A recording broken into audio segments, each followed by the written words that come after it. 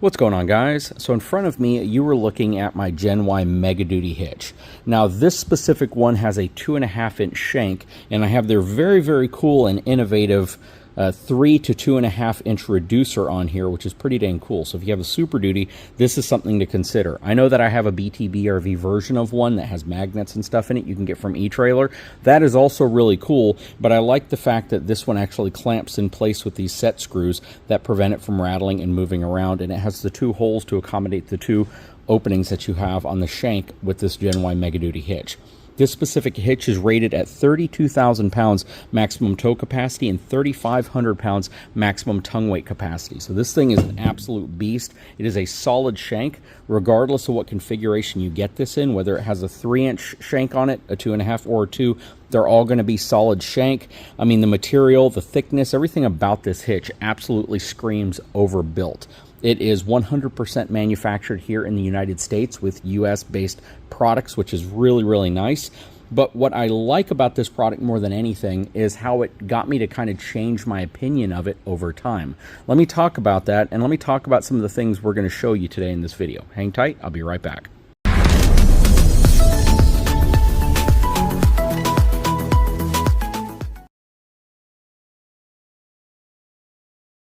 All right, so I don't think it's any surprise that if you look at my channel years ago, I wasn't a huge fan of Gen Y products.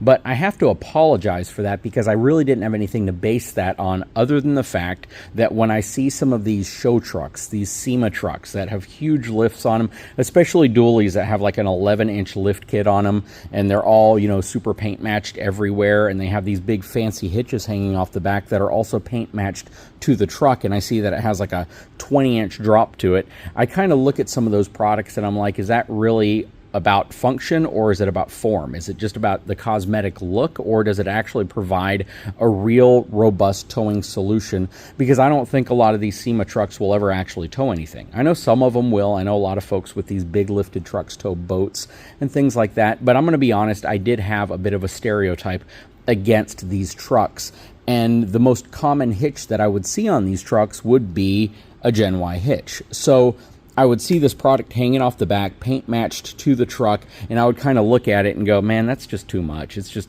it doesn't look practical. It doesn't look like there was a lot of thought put into it. It just looks like it's all about show. And then I decided to actually get one to sample. My channel sponsor, eTrailer.com, carries it. They didn't pressure me. They didn't even say that Gen Y wanted me to do it. I just said, you know what, I'm going to take a closer look at them because they are very popular. I'm going to compare them against some other hitches and see what this thing's all about.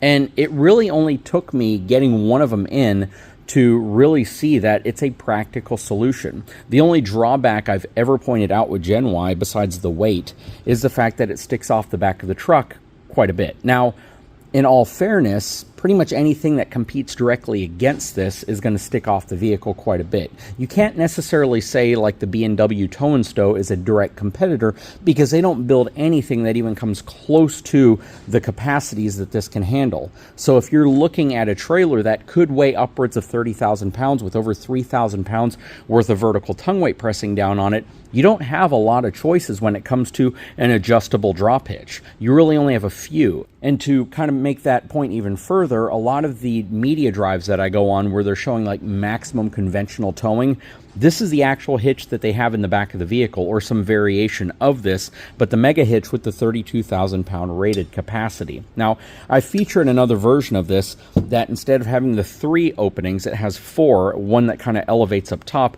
and that's for folks who do a lot of pintle towing, who utilize this because they want to put the pintle hitch at a higher level because it's typically set at a higher level on a trailer. So, again, wasn't a big fan of Gen Y early on, but that was all my own biases against cosmetically appealing products, I guess, on show trucks. Now that I've handled them, now that I use one, I can honestly say these are some of the best built, if not the best built hitches I've ever seen. The material thickness, the coating has the best finish I have ever seen on any hitch, bar none. I think anybody with a Gen Y, at least with a later one, I'm assuming they all have the same powder coating on them, but would probably agree that this is just a fantastic, super, super, super durable product. Now, you may look at this specific one and you're like, well, there's no wear and tear on the ball, so do you even tow with this one? This isn't actually the hitch that I tow with. This one, again, has a 2.5-inch shank that's been reduced from 3, but the one I use actually has the 3-inch shank, and it has significantly more wear than this one, which is essentially a new ball head assembly that has been put in this one. But the point of today's video isn't to talk about Gen Y, it's to talk about something they did that was really cool. So I made a video not too long ago where I showcased using a traditional style, I guess they call these cut-proof locks. They're not necessarily cut-proof, but they just take a lot more cutting to get through them. Most people would say that these are very secure locks for their application. Now, I know people are going to say, send it off to the lock-picking lawyer. He could pick this thing in 20 seconds or less, which I don't disagree with. He could probably pick an alloy cylinder in 20 seconds or less. He is an expert at that, as are other locksmiths. Otherwise, they wouldn't be too good at their job if they couldn't pick locks. That said, your average hitch thief is not going to be an expert at picking locks, nor will probably have the tools, and in most cases, they use kinetic energy to try to get everything off. They're going to hammer at it, they're going to try to drill at it, they're going to try to grind at it, they're going to try to use a breaker bar, they're going to do whatever they can to simply remove it through physical force. And I believe that most solutions provide a good level of security. So right here is one of my infinite rule locks. I think this is an absolutely fantastic product. I really, really think if you're looking at a traditional locking pin, Infinite Rule is the brand you should look at. They make absolutely fantastic products. I love the fact that the lock head actually threads into the inside barrel of the hitch pin itself. So as I put this in place, you can see there's a lot of material here that is threading in and fitting very, very closely with the tolerances here. So as this tightens in place, you can see that gap narrows, and this turns into a very, very robust locking system. Now, the only thing I don't necessarily care for about this is something I will demonstrate here. So when I put this in, and I thread it in place on this side, you'll see a couple things. First of all, they put the sticker on the actual, the pin itself, which the sticker's pretty difficult to get off, but I usually use like a brake cleaning material to get it off. But as I thread this on, you'll see it sticks off about 2 inches on this side, or whatever side you're going to put the lock on. This side only sticks off maybe a little more than 1/2 inch, but this side certainly sticks off quite a bit. And I don't really care for that because I think it leaves an opening for someone to put a large enough bar over it to break it off, because that's essentially the means people try to use to defeat these types of locks. But overall, if you're looking at a traditional hitch pin style lock, this is probably the best you can get. I don't think there's really anybody else who can compete in this space against them, because anything else you get, I don't think is just going to be built as well. But there are a lot of choices out there. My channel sponsor even has their own versions of it. I'm not knocking any of those. It's just from what I've seen and the ones I've handled, this one's really nice. Not as convenient as some that just kind of like snap on and then you have to use a different type of lock to pull it off. This one you do have to thread on, so it takes a little bit more time, but these are incredibly well built. Like I said, the sticker that's usually right here just kind of sometimes binds up against the hole. Aside from that though, excellent product. That said, I was looking for some interesting alternatives. So what comes on the Gen Y is this pin right here. It has a small opening for one of their really cool little clips. So let me put this in place. And I have it currently going through the pintle attachment. And then their pins are just absolutely fantastic. That is a brilliant invention. You simply put it on like this, and then you push it over, and it locks in place like that. And to pull it off, you simply put it sideways, and you can pull it off like that, and you can pop your pin out. So really, really nice, but there's no security aspect to this other than it not coming out accidentally, right? If you're towing, it's not going to come out on you, but somebody could probably come up, simply pull the pin out, and they can steal your hitch head assembly, they can steal your pintle assembly, and unfortunately, people will do things like that just because they don't like your hitch, or they think it sticks off too far, or they just want to be spiteful, and they're going to be like, you know what, I'm going to pop the pin out of here, remove the ball head assembly, and now essentially you have 3 receivers with no ability to tow anything unless you have an extra ball head assembly. So I was thinking of a lower profile, kind of lower cost way of doing this, and I reached out to my friends over at Gen Y and I asked them if they could take the pin that they normally make but enlarge the hole on it. Now if you compare this to the pin that's in here, you can see it's actually a little bit shorter overall, but look at the hole size.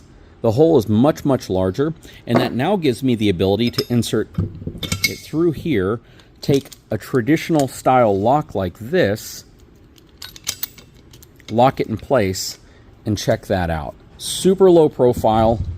It only sticks off maybe 3/4 of an inch off of this side, maybe an inch at the widest part, but it is a lot more low profile, and I love kind of the visual deterrent that this provides as well. Somebody instantly knows that if they see this on the vehicle, it's probably not going to be something that they could easily remove, right? You can hammer at it, but again, you're dealing with a lot of shear force right here. You're dealing with a very heavy-duty pin. You'd essentially have to go after this with a grinder.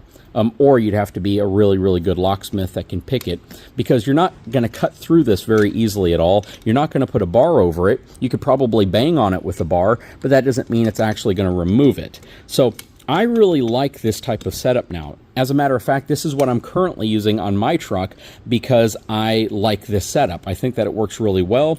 The keys also work really smoothly. If I need to remove this, again, I can simply unlock it like that, pop my pin out, and it's super quick, super easy, and I can get to it at various angles, which makes it really convenient. Again, not bashing this product at all, but the difference between the two, again, is I have to put the key in here, thread this in place, tighten it, and then I have this much of the lock sticking off the end. Whereas when we look at this one right here, I simply need to put my key in, just like any lock, unlock it, pull my pin out, and I'm good to go. I know I made a video on this with my kind of homemade version of the pin that I got. I basically got a clevis pin. I drilled a larger hole in it. But I think that this is a really, really good solution, especially considering these are stainless steel pins. But I told the folks over at Gen Y who asked me, is this something that you think would be an actual marketable item? And I said I do, because there's a lot of folks who can pick up locks like these really quickly or have a bunch of them laying around. This specific one is a Brinks lock. I picked up a 4-pack of them off of Amazon, maybe a 3-pack. Might have been a 4-pack. But I picked up a bunch of them for like $35. They're all keyed alike, and I can have essentially locks on all of the pins going through, and everything's keyed the same. And it's super convenient. And I hate to say this, but if I need a padlock for something else, I could take this out, remove the pintle attachment right there, and store it inside of the truck or something like that, and then I could take the lock and use it for something else if I absolutely had to. But I'd love to know what your opinion is on this. I'd love to know if this is an idea that you think is a good idea, if this is an idea that you don't really care for, if you prefer the traditional pin style lock. When it comes to the locks down here, I absolutely still think this is probably your better choice, only because there's not going to be a heck of a lot of room for you to put this in place on the back receiver of your vehicle. Now, if there is, then this could even work back there. Again, it would just make it more difficult for someone to get at it, to remove it quickly, quietly, and without much noise and banging and energy that they'd need. They can't use a simple breaker bar, and it looks really nice and clean, and it sits really close to the side of the hitch, and at the same time, it is a very, very good looking visual deterrent. Again, I don't think people are going to look at this and think that they can just go at that to remove it. So again, I'd love to know what your thoughts are. A big shout out to the folks over at Gen Y. They have been super, super awesome to work with in this little project. I basically sent them a couple hand drawing pictures of what I thought would work well. They replied back with a couple, questions about exactly what it would look like when we're done. And this is what we have. Anyways, guys, I sure hope you enjoyed the video. Drop a comment below so they know if this is something that they should start building for their hitches. And if it is, this might be a product you can start seeing appear at different resellers of theirs and on their website. Anyways, guys, again, big shout out to Gen Y. And if they pick this up, my channel sponsor, eTrailer.com, will likely carry these as well. But again, I want your thoughts. Please leave a comment below. I love the look of these pins, by the way. Take a moment, subscribe to the channel, give me a thumbs up, and we'll talk to you again very soon.